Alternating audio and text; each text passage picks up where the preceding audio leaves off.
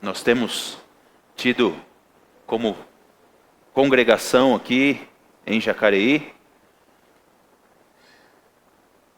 o hábito de aos domingos, agora iniciando, nos voltarmos para o livro de Marcos, o Evangelho de Marcos, e queremos iniciar essa igreja, que tem aí 3 meses de funcionamento, essa congregação que está começando agora como um projeto missionário da Igreja Batista da Graça, lá de São José, começando aqui.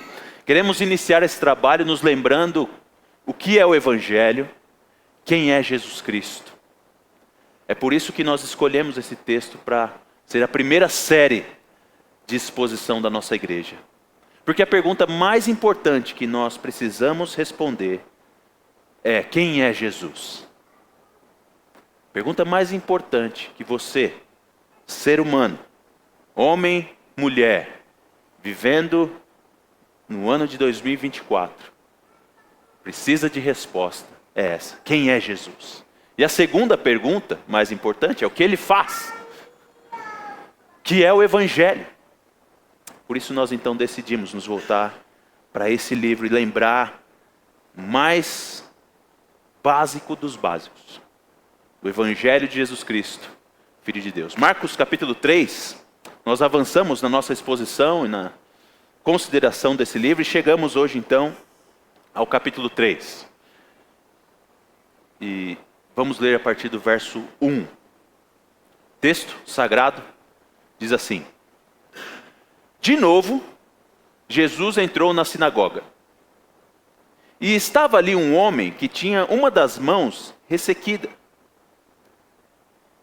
E estavam observando Jesus para ver se curaria aquele homem no sábado, a fim de o acusarem.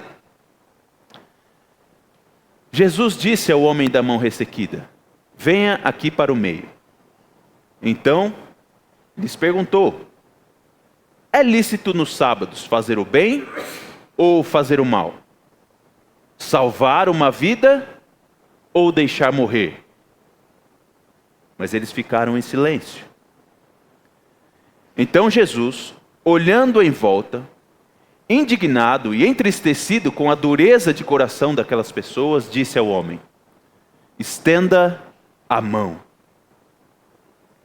O homem estendeu a mão, e ela lhe foi restaurada.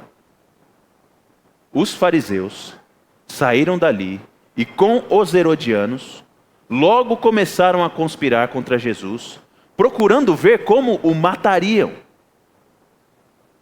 Jesus se retirou com seus discípulos para o mar, e uma grande multidão o seguia. Eram pessoas que tinham vindo da Galiléia, da Judéia, de Jerusalém, da Idumeia, do outro lado do Jordão e dos arredores de Tiro e de Sidom, porque ouviam falar das coisas que Jesus fazia. Então, recomendou aos seus discípulos que sempre lhe tivessem pronto um barquinho por causa da multidão, a fim de não o apertarem, pois curava muitas pessoas, de modo que todos os que tinham alguma enfermidade se esforçavam para chegar perto, a fim de poderem tocar nele. Também os espíritos imundos, quando o viam, prostravam-se diante dele e gritavam: Você é o Filho de Deus! Mas Jesus lhes advertia severamente que não o expusessem à publicidade.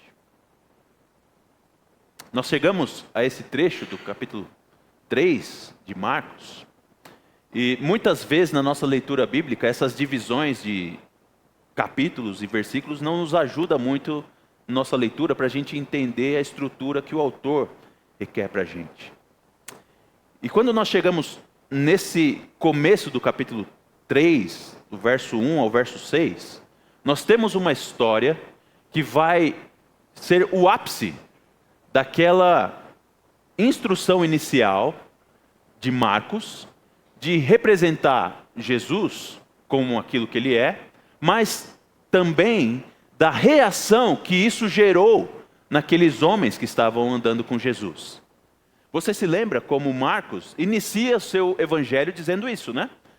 Princípio do evangelho de Jesus Cristo, Filho de Deus.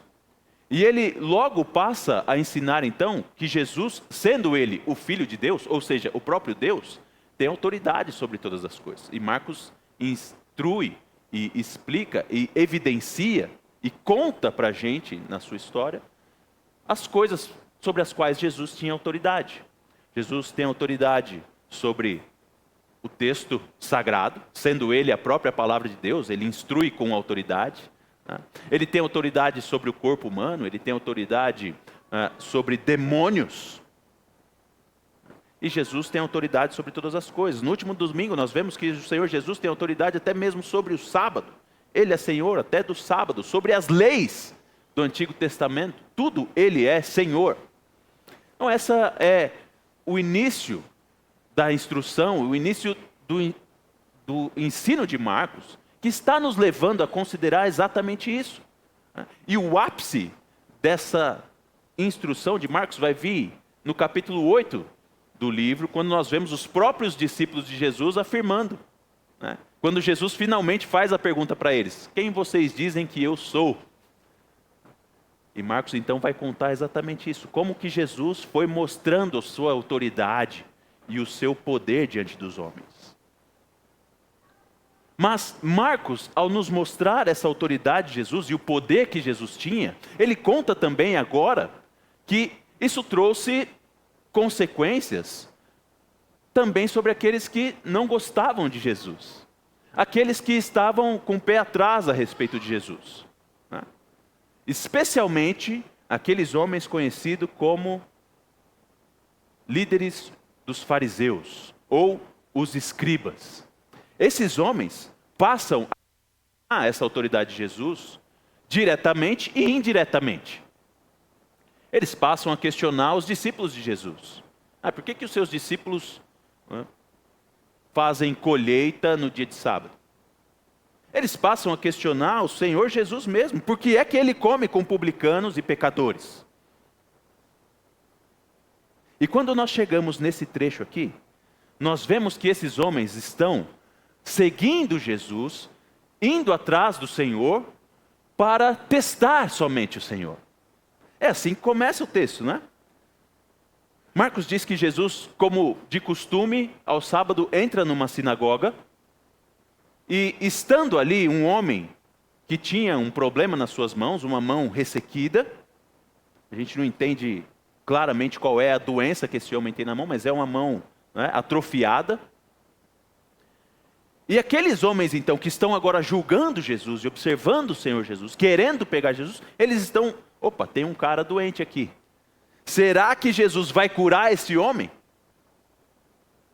Será que mais uma vez ele vai quebrar a lei e vai transgredir a lei do sábado e vai fazer o que não é lícito fazer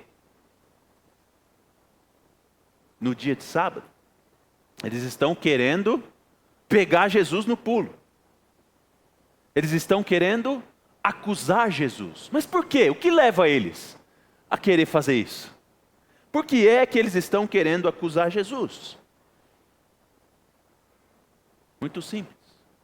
Porque Jesus desmonta completamente tudo que aqueles homens creem ser a sua salvação.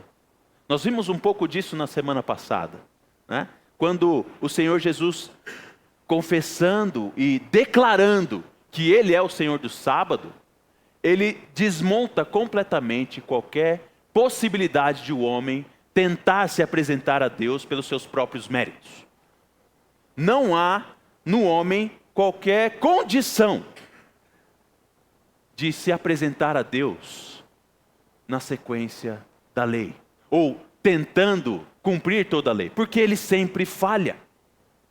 Ele sempre falha, ele não consegue cumprir a lei plenamente. E aí o que ele faz? Ele cria os seus próprios planos, as suas próprias estratégias, de acordo com aquilo que ele consegue cumprir, e de acordo com os seus próprios interesses. E é por isso então que esses homens agora, eles querem derrubar a autoridade de Jesus. Eles querem destruir a autoridade de Jesus. E eles estão agora perseguindo, seguindo atrás de Jesus, investigando o Senhor Jesus Cristo, para tentar acusarem ele de ser falso, de não ser verdadeiro, de ser um embuste, de ser louco, de ser mentiroso, ou seja lá o que for. E o Senhor Jesus, sabendo disso, qual é a atitude do Senhor? Qual a atitude do Senhor Jesus Cristo? Tendo essa consciência de que esses homens estão o seguindo para tentar derrubar o Senhor Jesus, vai para cima deles. Ele vai, mais uma vez, expor a sua autoridade e expor o erro daqueles homens. Ele vai expor o seu poder e vai expor a incoerência daqueles homens. Marcos conta para a gente que Jesus, estando ali, sabendo então que esses homens estão ali também para o acusarem, sabendo que ali é um homem com a mão ressequida, um homem doente, que provavelmente por causa da sua mão doente não era capaz, hábil, de desenvolver um trabalho digno para sustentar a sua família. É alguém que é rejeitado, alguém considerado imundo nas leis judaicas. O Senhor chama esse homem. O Senhor chama esse homem e, olhando para esses líderes judeus, eles perguntam, Jesus pergunta, é lícito nos sábados fazer o bem ou fazer o mal? Salvar uma vida ou deixar morrer? Por que é que Jesus faz essa pergunta? Por que é que Jesus faz essa pergunta? Porque Ele está interessado justamente em investigar e expor diante de todos o coração leviano, malvado e egoísta daqueles líderes judeus, da maneira como eles faziam uso das leis. O outro evangelista, ao contar esse mesmo relato, vai dizer que Jesus faz essa pergunta, é lícito fazer o bem ou o mal no dia de sábado? E vai dizer assim, então por que que vocês no sábado, se uma ovelha cair no buraco, vocês vão lá buscar essa ovelha? Porque vocês não querem que a sua ovelha morra. Ovelha, para um povo que é da pecuária, é patrimônio. Ninguém quer perder patrimônio, é perder dinheiro. Então, se uma ovelha cai num buraco no dia de sábado, óbvio que esse homem vai correndo buscar essa ovelha no buraco. Não vai deixar ela, não, hoje é sábado, não posso tirar minha ovelha, só amanhã. E Jesus está expondo exatamente isso. Esses homens, eles não estão interessados no sábado. Eles não estão interessados em Deus. Eles não estão interessados no bem de outros homens também. Ou mesmo no bem das ovelhas. Eles estão interessados somente naquilo que é interesse deles, poder deles, influência deles. E Jesus expõe isso então. E pergunta exatamente isso. O que é que pode se fazer no sábado? O que é lícito se fazer no sábado? O interesse do Senhor Jesus é expor a incoerência, a hipocrisia e a vileza do coração dos fariseus, que estão ali tentando derrubar ele. E Jesus está expondo. Vocês dizem que no sábado é proibido fazer tantas coisas, mas quando interessa para o bolso de vocês, aí pode. Agora, esse homem miserável, com a sua mão ressequida, impossibilitado de trabalhar, impossibilitado de cuidar da sua família, é lícito ou não fazer o bem para ele num sábado? E Jesus responde se é lícito, curando esse homem. Jesus responde afirmativamente, dizendo para o homem, vai, estenda a sua mão. E Marcos diz que o homem estendeu a mão e ela lhe foi restaurada. E nesse ato, então, o Senhor Jesus tem a sua missão cumprida. Mais uma vez, Ele demonstra o seu poder sobre as células do corpo humano. Mais uma vez, Ele demonstra o seu poder em autoridade sobre o funcionamento do nosso corpo. Ele diz, estenda essa mão e ela é curada. E Ele demonstra a sua autoridade. E Ele demonstra agora também a autoridade sobre o que pode e o que não pode fazer no sábado. Ele demonstra autoridade sobre como é que se deve viver diante de Deus. Ele demonstra essa autoridade. É Ele quem dita as regras. É Ele quem dita a maneira correta de se apresentar diante de Deus. Ele quem dita a maneira que nós devemos viver.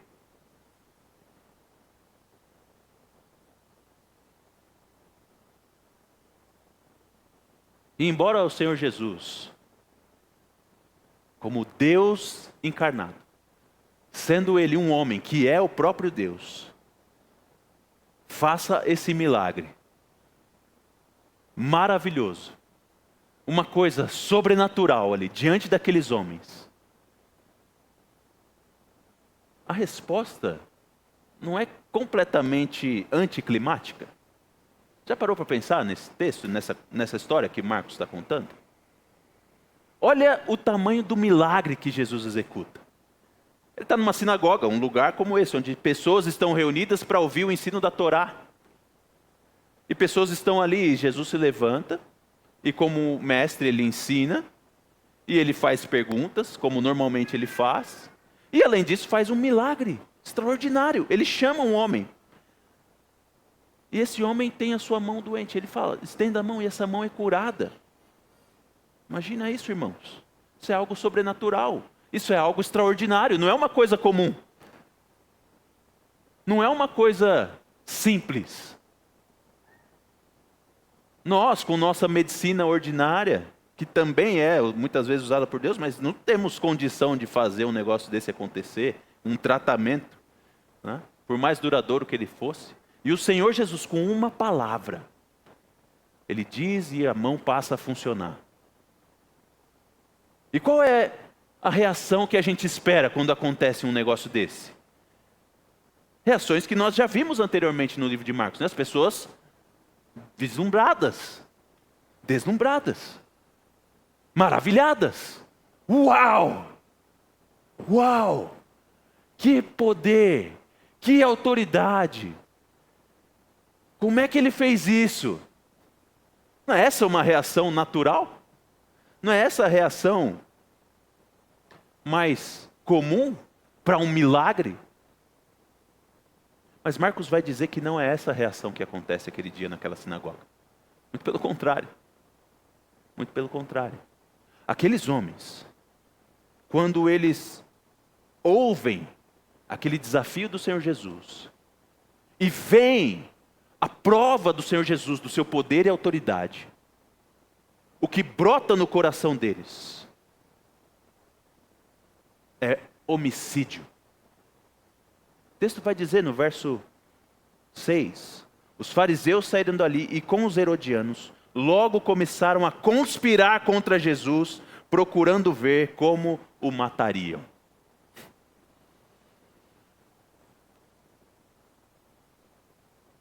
Parou para pensar na insanidade desse verso e dessa reação? Porque o Senhor Jesus vem com graça, misericórdia, amor e cura, fazendo uso da sua autoridade, do seu poder, para o florescimento humano, para o desenvolvimento humano, para a edificação do homem, porque Ele ama e Ele quer ver os homens edificados. E a resposta desses homens diante do milagre de Jesus é: vamos matá-lo. Eles que são líderes religiosos, os fariseus, eles buscam os líderes políticos, que são os herodianos, aqueles que estão envolvidos no palácio de Herodes, para tentar arranjar um plano para matar Jesus. Como religiosos, talvez eles não tenham a condição de pensar como fazer isso. Porque Jesus não está fazendo nada que seja uma quebra do mandamento de Moisés. Jesus não está quebrando o sábado, embora eles tivessem essa expectativa.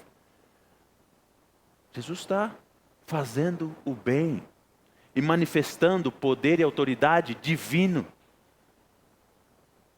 Mas eles, em resposta humana ao poder e autoridade de Jesus, querem matá-lo. Querem matá-lo.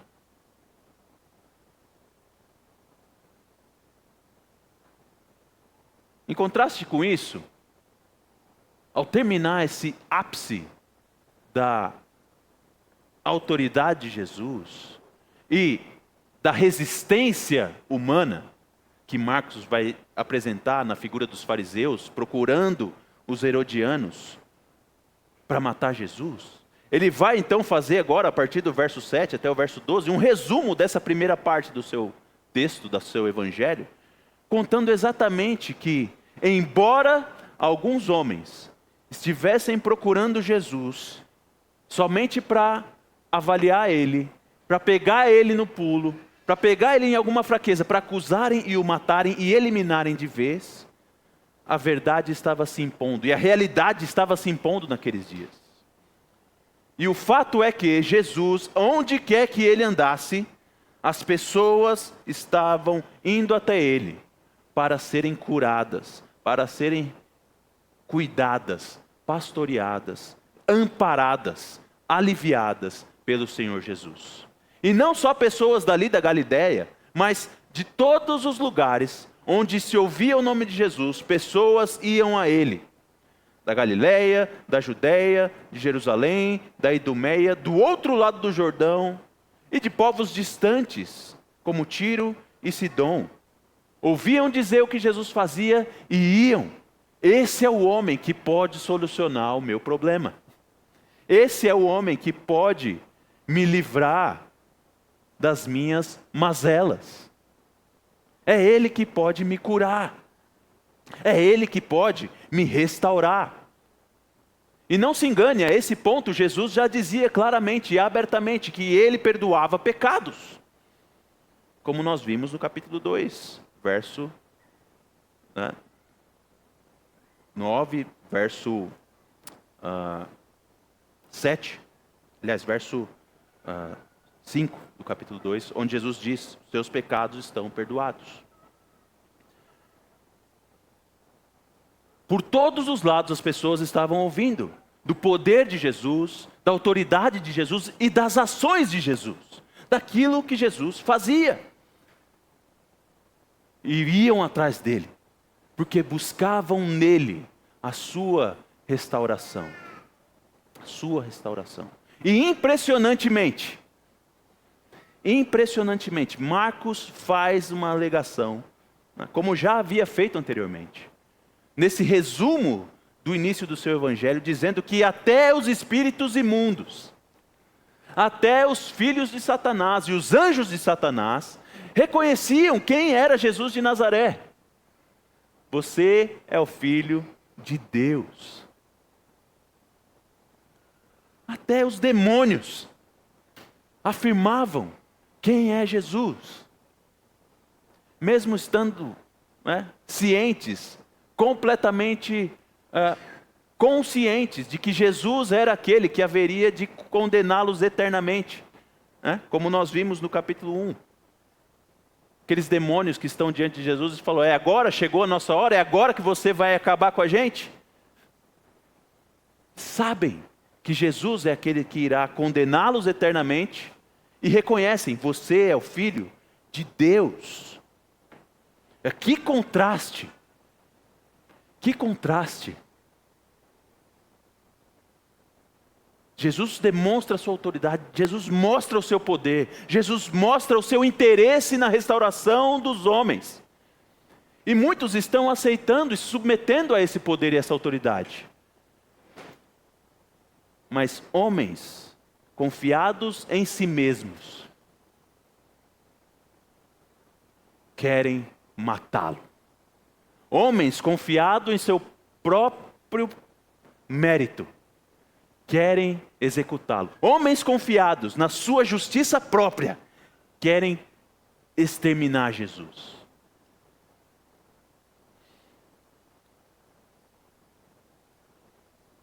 Um pastor tinha um programa no rádio da década de 70 nos Estados Unidos. Um dos seus programas ele fez a seguinte pergunta: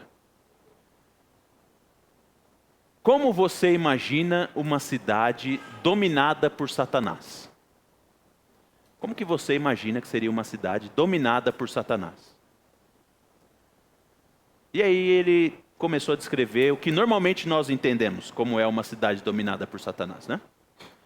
Uma cidade dominada por Satanás tem muito crime, muita violência, muita imoralidade sexual. Né? As pessoas não têm respeito nenhum umas pelas outras. E essa é a ideia que nós temos, né? Geral, quando se pensa assim, né? Que o domínio de Satanás é pecado completamente, né? Dominando as pessoas do máximo que ele puder. Mas esse pastor, ele deu uma resposta diferente. Ele sugeriu uma resposta diferente. Ele disse: eu quero sugerir uma coisa para vocês. Uma cidade dominada por Satanás pode ser uma cidade completamente desregulada, desregrada, né? Mas há também uma outra possibilidade. Existe a possibilidade de que uma cidade onde Satanás domina seja uma cidade, né, onde as famílias sejam estruturadas. Os pais são homens respeitosos, que amam suas esposas, cuidam dos seus filhos, que trabalham arduamente, trabalham com toda o vigor e energia que eles podem. Esses homens honram os seus patrões, né, fazem tudo o que podem para que o seu trabalho seja bem feito, na maior excelência. E esses homens, então, são casados com mulheres também muito virtuosas, que honram seus maridos, são fiéis a ele, né, que cuidam bem dos interesses do marido, da casa, dos filhos, que instrui os seus filhos, disciplina eles e ensina-os como viver a vida. E os filhos desses casais, dessas famílias, nessa cidade onde Satanás domina, são filhos obedientes, que honram seus pais dizendo sim senhor, sim senhora, né? Obedecem às horas que devem ir para a cama, a hora do estudo, a hora de ir para a escola, a hora da brincadeira. E quando a mamãe diz vai para o banho, eles vão para o banho. E essa sociedade organizada, porque a polícia funciona bem, mas nem precisa de polícia, porque não há crimes nessa cidade. As pessoas se respeitam, elas têm bons princípios e valores. E tudo funciona bem. E sabe o que mais? Essa cidade, onde essas pessoas estão trabalhando bem, estão vivendo bem, e as famílias são organizadas, todos os domingos elas estão na igreja.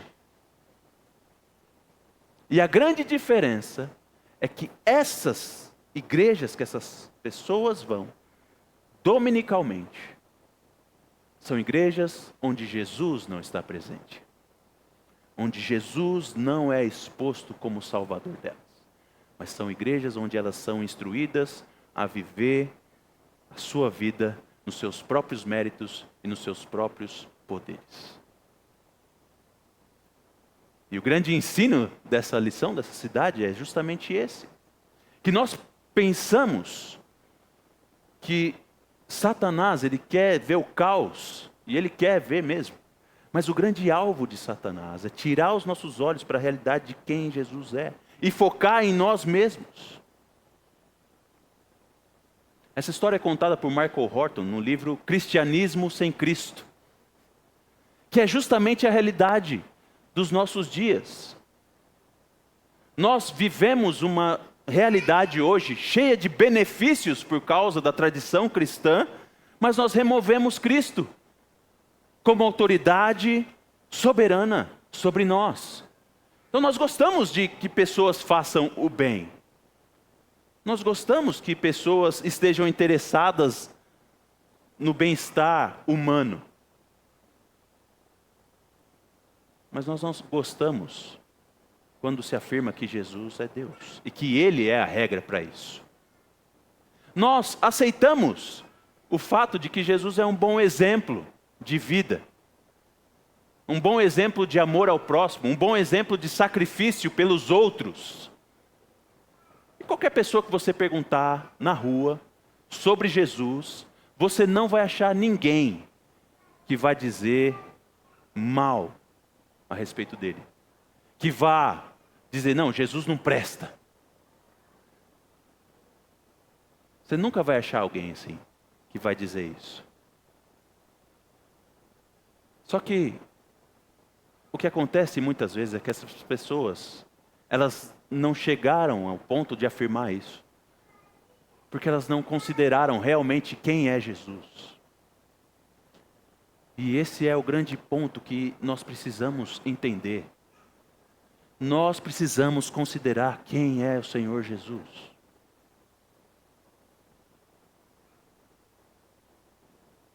C.S. Lewis, autor famoso, ele diz que só tem 3 maneiras de nós entendermos Jesus. Ou o Senhor Jesus é louco, ou ele é um mentiroso, ou ele é Deus. Ou ele é um louco, ou ele é mentiroso, ou ele é Deus. Por que C.S. Lewis diz isso? Porque Jesus diz ser Deus.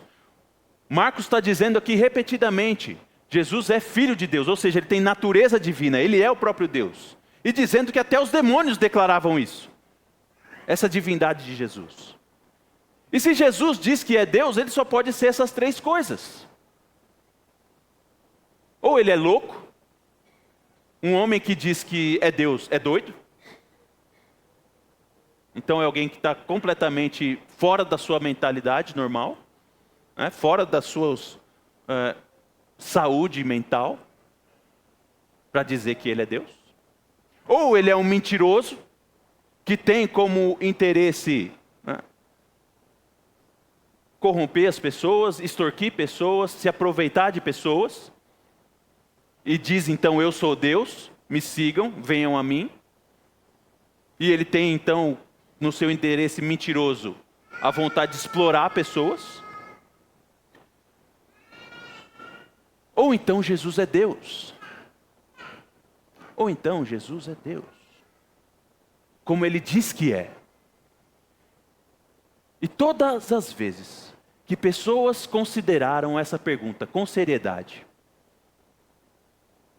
e tendo a impossibilidade de afirmar que Jesus é louco e que Jesus é mentiroso, a reação dessas pessoas só pode ser como esse trecho que nós lemos aqui de Marcos.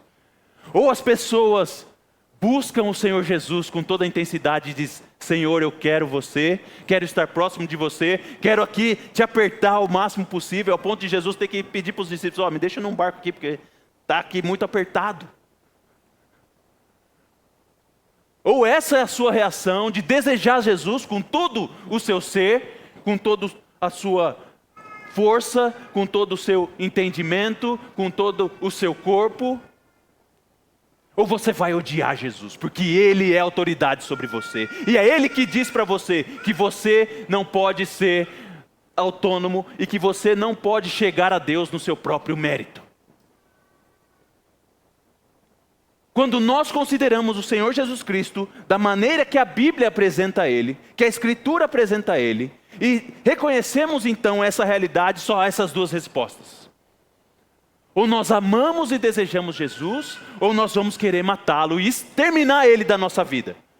Porque Ele diz, eu sou autoridade sobre você. E quer saber, para você ser salvo, você precisa de mim. Jesus é aquele que vem para balançar, irmãos, a nossa pintura, a nossa estrutura externa. Porque é assim que a gente vive. Os fariseus estavam vivendo assim. Enquanto estava tudo certo por fora, estavam bem. Ninguém sabia qual que era o problema interior deles. Enquanto eles estavam sendo respeitados, reconhecidos e admirados como homens, né, honrosos, estava tudo bem. Até que Jesus veio e expôs completamente o lixo deles, o egoísmo deles, o erro deles, o abandono deles. E o desejo deles foi matar o Senhor Jesus. E o que o Senhor Jesus Cristo está querendo fazer com você é a mesma coisa. Ele está mostrando para você que o exterior não é suficiente. Não é suficiente você deixar sua casa arrumada para outros seres humanos verem. Não é suficiente você tentar fazer a sua organização de vida e ser respeitado por outros seres humanos.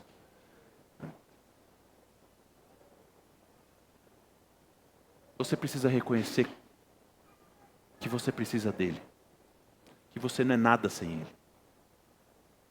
Que somente nele você pode ser salvo. E aí, é essa reação. Ou você se quebranta diante dele e diz, Senhor, me salva.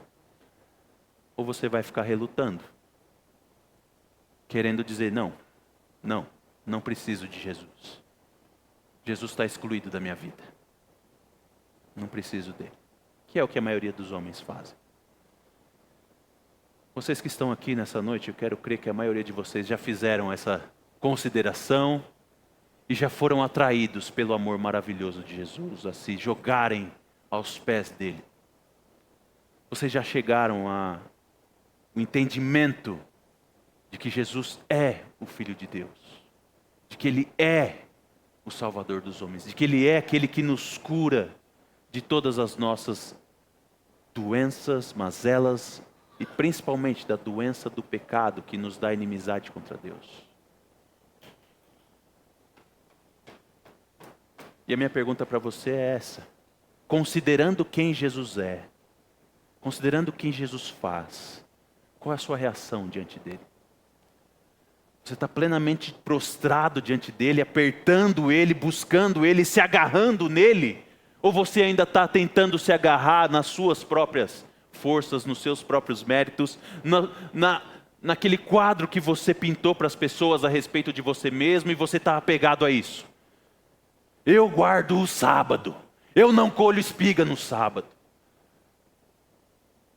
Eu não faço cura no sábado, nem aprovo cura no sábado. Essa é a sua reação a Jesus? Ou você está completamente prostrado aos pés dele? Prostrados diante dele, dizendo, eu me rendo. Eu me rendo. Você é louco que está dizendo, vamos se livrar de Deus, como nós lemos no Salmo 2? Não preciso de Deus e do seu ungido? Ou você está humilhado na presença do Senhor, dizendo, Filho de Davi, tem misericórdia de mim. Filho de Deus, me salva. Qual é a sua reação à realidade de que a Escritura apresenta Jesus como Deus homem? Você ama Jesus? Ou você odeia Jesus? Você quer se livrar de Jesus? Você acha que não preciso de Jesus, eu só preciso do Deus Pai. Eu vou direto ao Deus Pai. Jesus é para aqueles mais fracos. Que loucura. Essa era a loucura dos fariseus. Loucura desses homens. Que diante do seu pecado tentaram eliminar Jesus.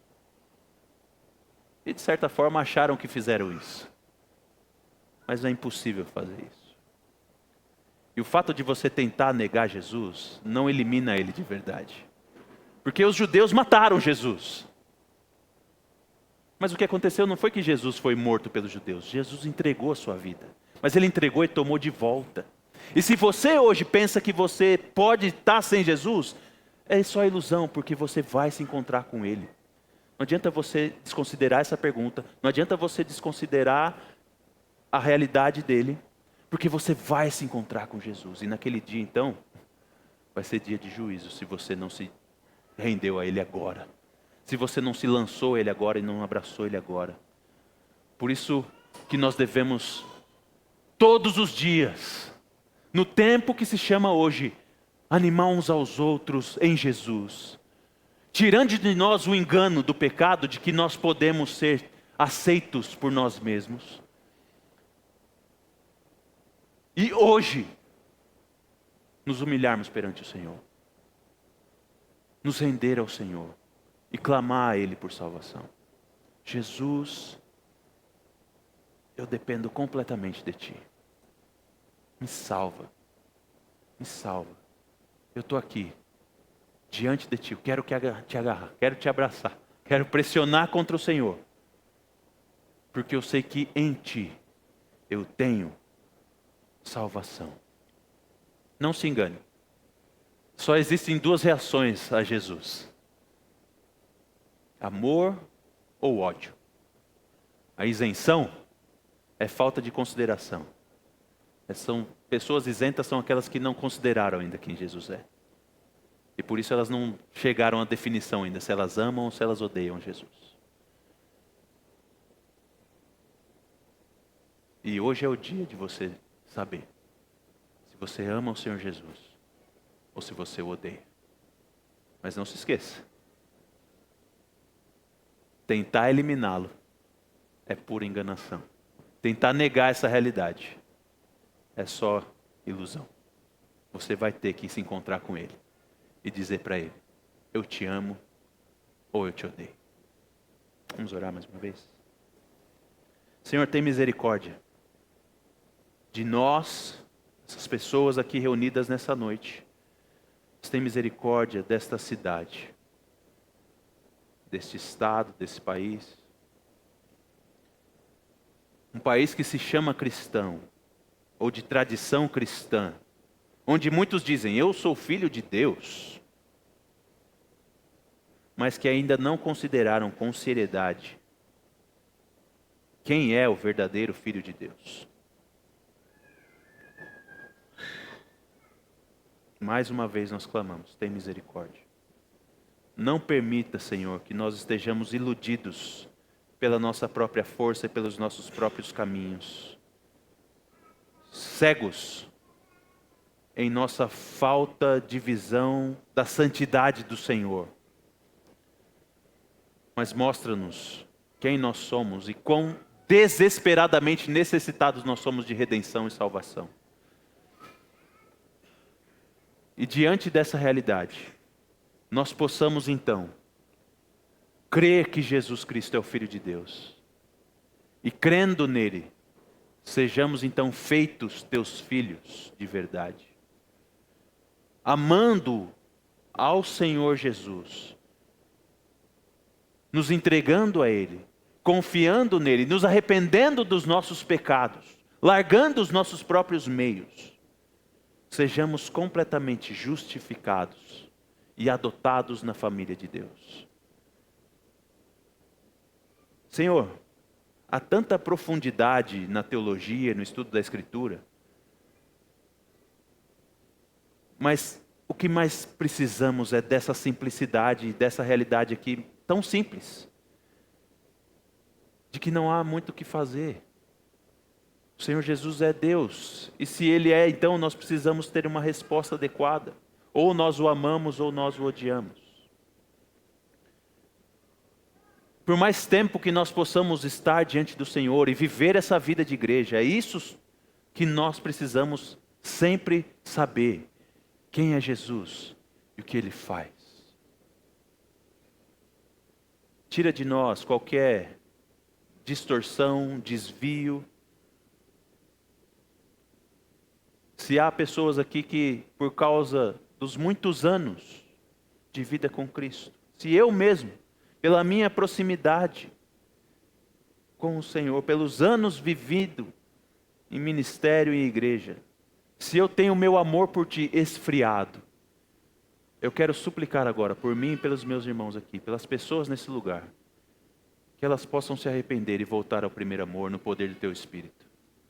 Que tenham reacendidos no coração delas o fogo maravilhoso do Evangelho. Elas possam mais uma vez se maravilhar com Jesus. A gente está maravilhado com coisas de conforto dessa vida ilusória e passageira. A gente fica discutindo política, a gente fica discutindo ações comunitárias,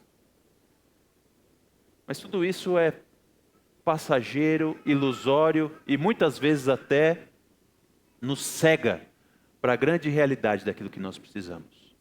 Amar o Senhor Jesus com todo o nosso corpo, com toda a nossa alma, com toda a nossa força e todo o nosso entendimento. E esse é o meu clamor para a minha vida e para a vida dessa igreja. Que nós sejamos isso. Para dessa maneira testemunhar que Jesus é o Filho de Deus que tira o pecado do mundo. Faz essa obra em nós, é a nossa oração. Em nome de Jesus mesmo, nosso Salvador. Amém.